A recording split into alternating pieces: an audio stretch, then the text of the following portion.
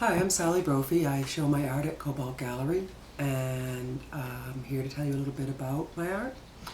I've always made art since I was young. I used to paint and draw. Everybody else was watching sitcoms or cartoons or something. I'd be upstairs drawing and painting, and otherwise outside playing in the woods and the fields. And that's a lot of what I do now, play in the woods and the fields of Provincetown and the beach. And I make art that reflects my love of those places. When I first moved to Provincetown, I took a class with Kathy Smith and learned how to do white line woodcuts.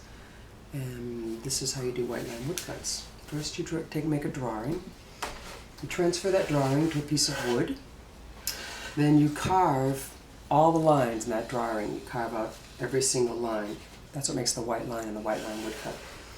Then you attach a piece of paper to the board like this with push pins, and it stays attached until you're done.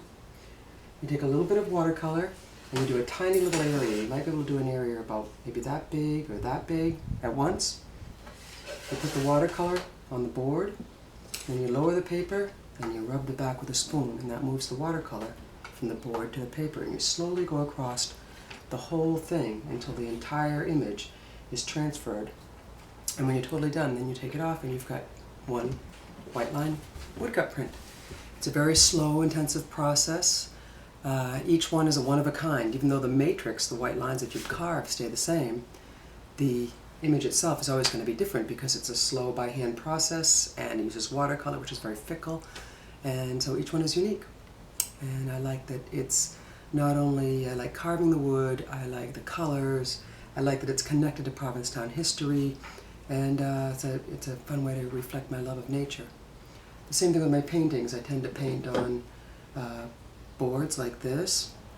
I use acrylics, which is what I used growing up, and this is a beginning painting. It's not done yet. I put in the background with these patterns of leaves, and then I start adding the story, the sort of narrative of birds and trees, and until I finish telling the story.